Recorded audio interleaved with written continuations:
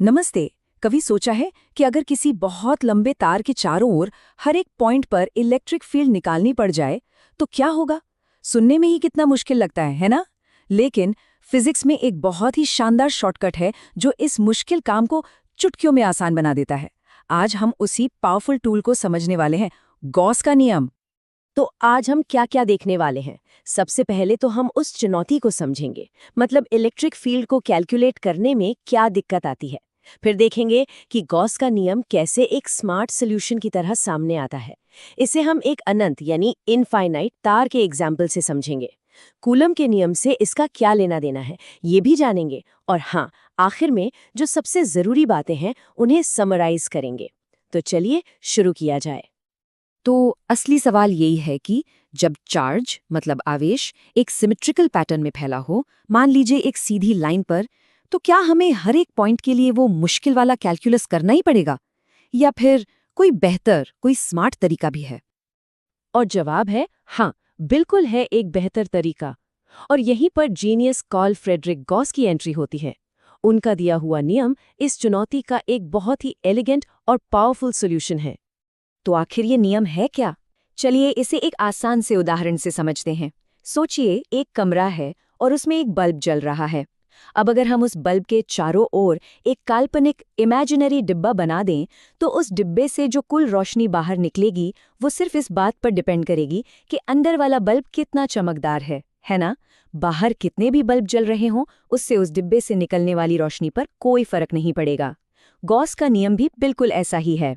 यह कहता है कि किसी भी बंद सतह से निकलने वाला जो टोटल इलेक्ट्रिक फ्लक्स है, मतलब इलेक्ट्रिक फील्ड लाइंस की कुल संख्या, वो सिर्फ और सिर्फ उस सतह के अंदर रखे चार्ज पर निर्भर करती है। और ये है इस नियम का mathematical form, phi is to q upon epsilon not.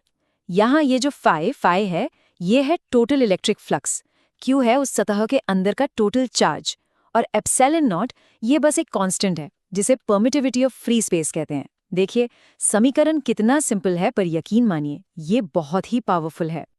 तो ये जो इमेजिनरी सतह हम बना रहे थे, फिजिक्स की भाषा में इसे गॉसियन सरफेस कहते हैं। याद रखिए, ये कोई असली सतह नहीं है, ये बस हमारा बनाया हुआ एक स्मार्ट टूल है। और सबसे मजेदार बात पता है क्या है? हम इसे किसी भी आकार का चुन सकते हैं, गोल, चौकोर, सिलिंड्रिकल, कैसा भी। बस हमारा मकसद ये होता है कि हम ऐसा आकार चुनें जो हमारी प्रॉब्लम के सिमेट्री से मैच करे। इससे हमारी कैलकुलेशन एकदम आसान हो जाती है। चलिए अब इस नियम को एक्शन में देखते हैं। एक क्लासिक फिजिक्स प्रॉब्लम लेते हैं। एक बहुत ही लंबा यूनिफॉर्मली चार्ज्ड तार।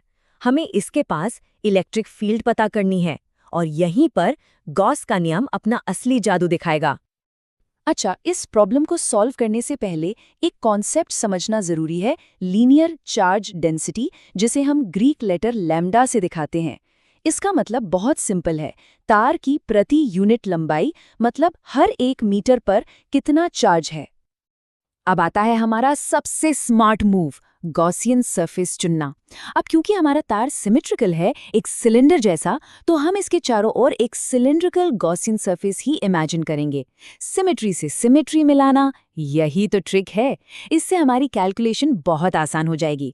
तो चलिए मान लेते हैं कि इस सिलेंडर का रेडियस r है और इसकी लंबाई l है।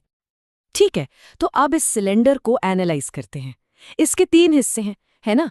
2 तो ऊपर नीचे वाले फ्लैट ढक्कन S1 और S2, और एक ये बीच की गोल घुमावदार सतह S3।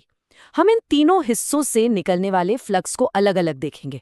और यहीं पर एक इंटरेस्टिंग बात सामने आती है। इन दोनों फ्लैट ढक्कनों से निकलने वाला फ्लक्स 0 है, बिल्कुल 0। पर सवाल यह है कि ऐसा क्यों? देखिए, ऐसा इसलिए है क्योंकि इलेक्ट्रिक फील्ड लाइंस तार से सीधे बाहर की तरफ निकल रही हैं, मतलब रेडियली आउटवर्ड, जैसे साइकिल के पहिए की तीलियां होती हैं। लेकिन हमारे सिलेंडर के जो ढक्कन हैं वो तो ऊपर और नीचे की तरफ हैं। तो फील्ड लाइंस इन ढक्कनों के पैरेलल निकल जाती हैं, उन्हें क्रॉस करके नहीं जाती। टेक्निकली कहें तो इलेक्ट्रिक फील्ड और ढक्कन के एरिया वेक्टर के बीच 90 डिग्री का एंगल बनता है, और हम जानते हैं कि cos 90 डिग्री होता है 0, इसीलिए फ्लक्स भी हो गया 0। इसका मतलब क्या हुआ? मतलब ये कि सारा का सारा फ्लक्स सिर्फ और सिर्फ उस घुमावदार कर्व्ड सतह से ही बाहर आ रहा है। और यहाँ पर मामला बहुत सिंपल है। इलेक्ट्रिक फील्ड लाइंस भी बाहर की तरफ हैं और सतह का डायरेक्शन भी बाहर की तरफ। तो दोनों के बीच का एंगल है 0 डिग्री और cos 0 डिग्री होता है 1। बस हमारी कैलकुलेशन अब बहुत सीधी सादी हो गई। तो जो टोटल फ्लक्स हुआ फाई, वो बस electric field E multiplied by उस कर्व्ड सतह का एरिया, और सिलेंडर की कर्व्ड सतह का एरिया क्या होता है, 2πrl। तो ये बन गई हमारी पहली इक्वेशन। अब हम अपनी दूसरी तरकीब इस्तेमाल करते हैं, गॉस का नियम। गॉस का नियम क्या कहता है कि फ्लक्स बराबर होता है सतह के अंदर के total charge divided by epsilon not. अच्छा, हमारे सिलेंडर के अंदर कितना चार्ज है? हमने देखा था कि लीनियर चार्ज डेंसिटी लैम्डा है और सिलेंडर की लंबाई L है, तो अंदर का टोटल चार्ज हो गया लैम्डा L। तो ये बन गई हमारी दूसरी इक्वेशन। और अब आता है असली मैजिक। हमारे पास फ्लक्स निकालने के दो अलग-अलग तरीके हैं, एक ज्योमेट्री से और एक गॉस के नियम से। हम बस इन दोनों को एक दूसरे के बराबर रख देते हैं। E.2πrl is equal to lambda L by epsilon nought. देखिए, दोनों तरफ से L कैंसिल हो गया। इसका मतलब ये हुआ कि रिजल्ट इस बात पे डिपेंड ही नहीं करता कि हमने सिलेंडर कितना लंबा लिया था। अब बस E के लिए इसे सॉल्व करना है। और ये रहा हमारा final result, E is equal to lambda upon 2π epsilon naught r। एक सीधा साधा एलिगेंट फॉर्मूला।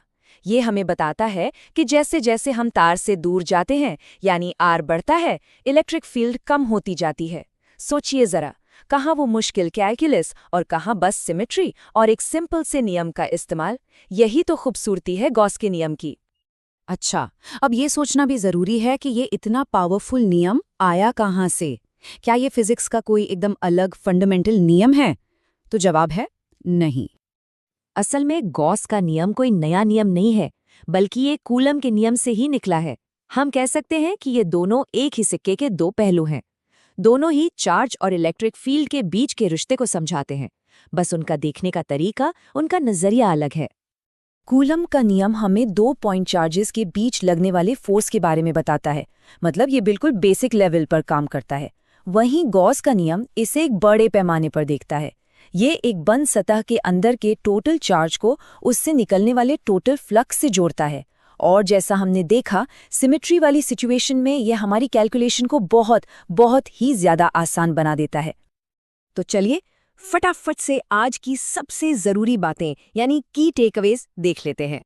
सबसे पहले, गॉस के नियम का कोर फॉर्मूला फाई बराबर है Q डिवाइडेड बाय एप्सिलॉन 0, यानी फ्लक्स बराबर है अंदर के चार्ज डिवाइडेड बाय एप्सिलॉन 0। और दूसरा, इसका एक जबरदस्त एप्लीकेशन, एक अनंत तार के पास इलेक्ट्रिक फील्ड का फॉर्मूला E बराबर है lambda divided by 2π epsilon 0 r। आज के हमारे डिस्कशन का पूरा सार इन्हीं दो फॉर्मूलों में है। और जाते जाते एक सवाल छोड़ जाते हैं। हमने देखा कि गॉस का नियम इलेक्ट्रिक फील्ड्स के लिए कितना काम का है, पर क्या ऐसा ही कोई नियम मैग्नेटिक फील्ड्स के लिए भी है?